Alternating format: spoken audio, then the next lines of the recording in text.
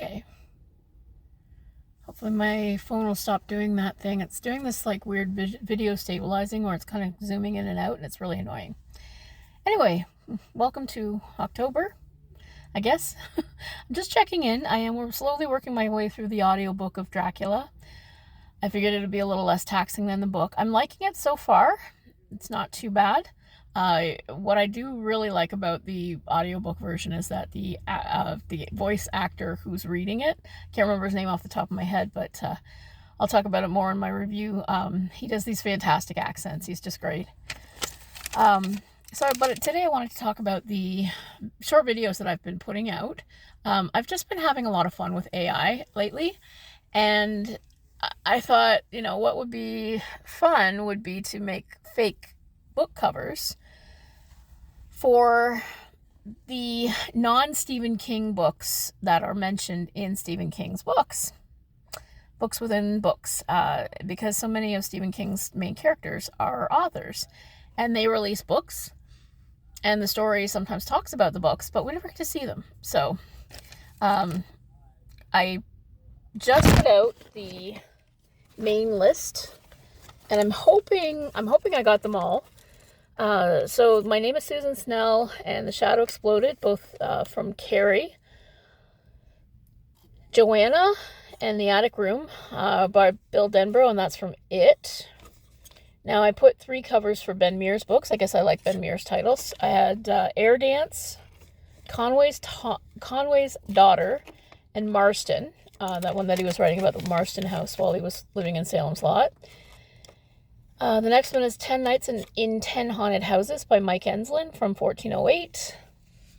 Everybody Drops the Dime by Mort Rainey. And that's from Secret Window, Secret Garden. The next ones are Machine's Way and Riding into Babylon by George Stark from The Dark Half. And then The Sudden Dancers is the name of the other one by Thad Beaumont. So you've got like the light and dark versions of that author. The next one is Raging Angels by Jim Gardner, as well as Roberta Anderson's books The Long Ride Back and Hangtown. That's from the Tommy Knockers. And then you've got Empty Devils by Scott Langdon.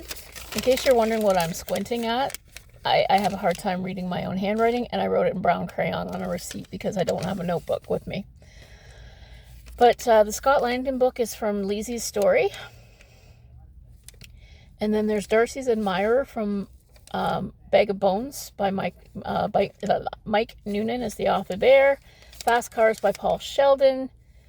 And then the one that's completely ridiculous is it's supposed to read The Case of the Culvert Corpses by Tess Thorne, but it's just a bunch of gibberish because AI doesn't understand human language. And then there was also The Ballad of the Flexible Bullet by Reg Thorpe. Now, the Stephen King story is the Ballad of the Flexible Bullet, but it's about an editor talking about the story. We never actually get to see too much of the story, so I'd like to read the story itself. And then we also have The Little School by John, aka Jack Torrance from The Shining. And I think that's all of them. If there's any that I forgot, I do apologize.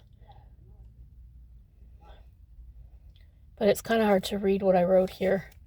But I think that's the whole list. But anyway, yeah, I was just playing around with AI, and I had a lot of fun making these covers. And to me, I'm not a professional. I'm not an artist. I'm not trying to be one.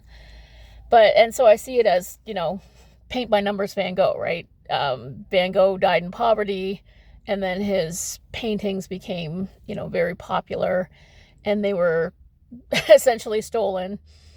He died in poverty and tragedy. But we enjoy his work today because of the sacrifices that he made for it. Is AI crappy? Yes. Is AI...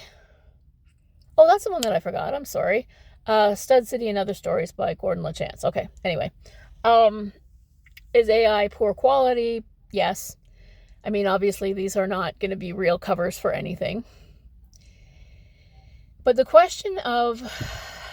See, I have mixed feelings about AI. A lot of artists and authors hate it because AI scrubs the internet for data and then mixes it around and packages it and throws it back at you. But you could make that argument for all language. You could make that argument for all stories.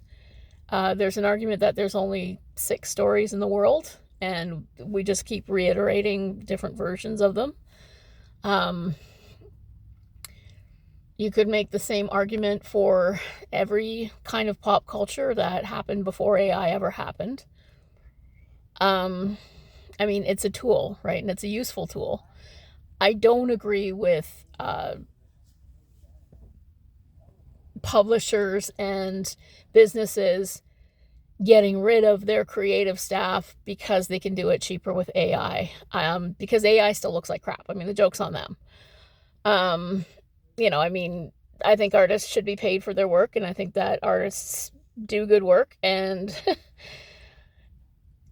I want the AI that's going to come and clean my house so that I can do, I can pursue creative things, not AI that's going to make art so I can go work myself to death somewhere else. Like, that's not a very good life. But I think AI is here to stay.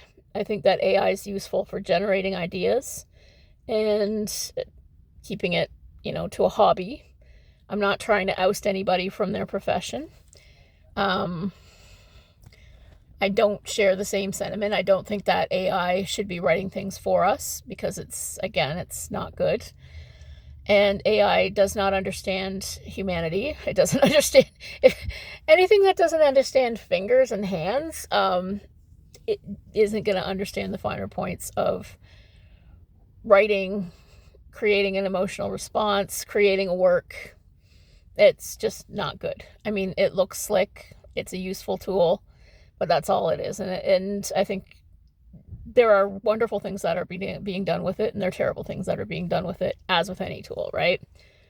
As Ani DeFranco says, every tool is a weapon if you hold it right.